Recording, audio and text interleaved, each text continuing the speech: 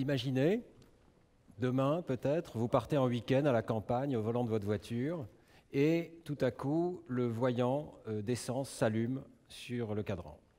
Et vous prenez conscience que vous risquez de tomber en panne sèche à tout moment, qu'il n'y a plus d'essence dans le réservoir. Vous en prenez conscience.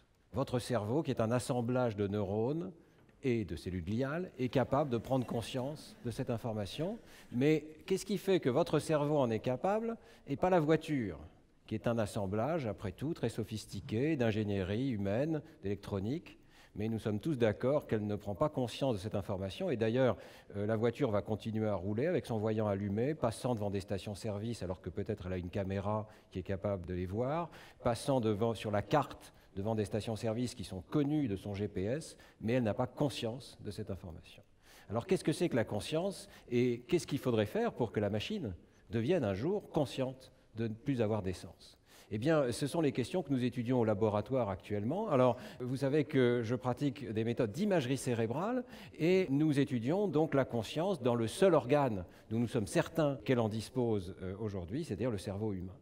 Alors, qu'est-ce que nous avons découvert? Eh bien, la première chose, c'est qu'il y a une énorme étendue du traitement non conscient dans le cerveau humain. C'est-à-dire que nous ne sommes pas conscients de ne pas être conscients. Ça va de soi, évidemment, mais ça va encore mieux en le disant. Nous ne sommes pas conscients de l'immense étendue des processus non conscients dans notre cerveau. Et nous sommes capables, par exemple, de reconnaître un visage sans l'avoir vraiment vu, sans en être conscient, d'entendre des mots et de les traiter sans en être conscient. Et pratiquement, je dirais, la totalité des fonctions extraordinaires qu'arrivent à reproduire les réseaux de neurones en intelligence artificielle aujourd'hui, ce sont des opérations non conscientes de notre cerveau, automatiques, spécialisées. Alors, qu'est-ce qu'il a de plus, le cerveau humain, qui lui permet de prendre conscience des informations? Eh bien, la première chose, c'est que le cerveau humain dispose, en plus de ces systèmes spécialisés de traitement des visages, des mots, des objets, il dispose d'un système global, ce qu'on peut appeler la fonction de globalisation du cerveau. Lorsque nous sommes conscients d'une information, le cerveau prend cette information, la sort du module spécialisé dans lequel elle est en train d'être traitée, et la globalise, et on le voit très bien avec l'imagerie cérébrale. On a un phénomène qu'on appelle d'ignition, d'embrasement du cortex préfrontal en particulier, dans lequel l'information envahit un très vaste réseau de neurones, et c'est ce qui fait, nous le croyons en tout cas, que cette information devient consciente, c'est-à-dire qu'elle devient disponible à l'ensemble des systèmes de traitement dans le cerveau humain, et en particulier disponible au langage, c'est-à-dire que nous sommes capables d'exprimer cette information verbalement. Donc globalisation, exactement ce qui n'existe pas dans votre smartphone actuellement. Vous avez un certain nombre d'applications qui sont disponibles, mais ces applications ne communiquent pas entre elles, elles n'ont pas de système de partage des informations. Donc ça, c'est une première chose que l'on pourrait essayer de rajouter aux machines. Et puis il y a un deuxième aspect de la conscience qui est tout aussi important, c'est ce qu'on pourrait appeler la fonction d'introspection.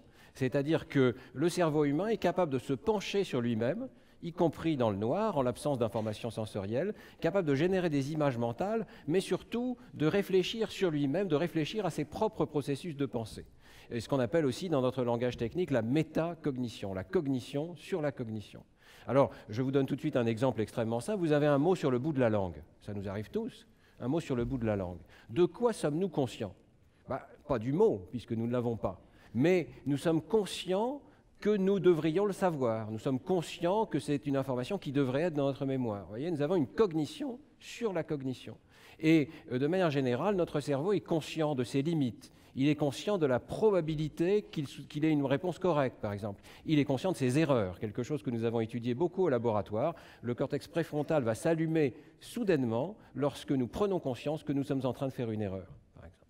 Ce sont toutes des fonctions donc, dans lesquelles le cerveau se tourne sur lui-même. Et elles sont disponibles chez les tout petits enfants. Par exemple, un bébé qui essaye d'attraper un objet, qui voit qu'il est un petit peu trop loin, va se tourner vers sa mère naturellement. Et pourquoi? Parce qu'il sait que lui ne peut pas y arriver, mais il sait que sa mère, elle, peut y arriver. Vous voyez, donc connaissance de soi, connaissance des autres, qui permet de partager la conscience que nous avons de nous-mêmes dans un contexte social.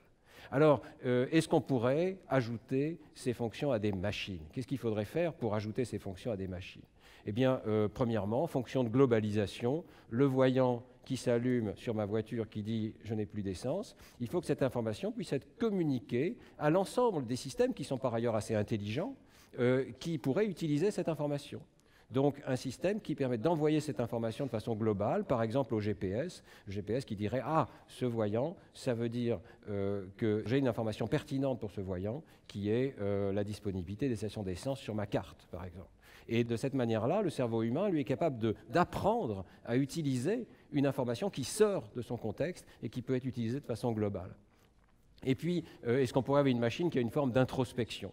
Eh bien, évidemment, c'est un sujet de recherche assez difficile, mais il est tout à fait possible d'imaginer un réseau de neurones qui examine d'autres réseaux de neurones. Et ça existe déjà dans un certain nombre d'applications d'intelligence artificielle.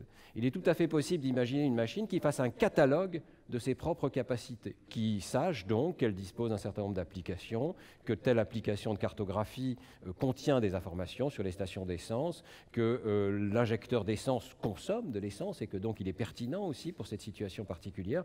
Bref, que la machine ait une certaine connaissance d'elle-même, une certaine métacognition, comme nous avons nous-mêmes une métacognition. Dans un article récent, avec d'autres collègues, nous proposons donc que ces deux composantes, la globalisation de l'information et l'introspection, la capacité de métacognition, sont deux composantes essentielles de ce que nous appelons la conscience. Peut-être n'en y a-t-il pas d'autres. Cette proposition, c'est une proposition extrêmement matérialiste, vous l'avez compris, extrêmement computationnelle, c'est-à-dire dans cette vision, la conscience que nous avons, c'est une forme de calcul de notre cerveau. Ça n'est rien d'autre qu'un certain algorithme qui est utilisé par notre cerveau, une architecture qui ne viendra pas tout seul dans les machines. Il ne faut pas s'attendre à ce que les machines deviennent soudainement conscientes, mais que des ingénieurs intelligents pourront construire dans des machines. Et si donc vous me posez la question, est-ce qu'on pourra un jour construire une machine qui sera consciente? Non seulement la réponse est oui, mais c'est exactement ce que nous sommes. Merci.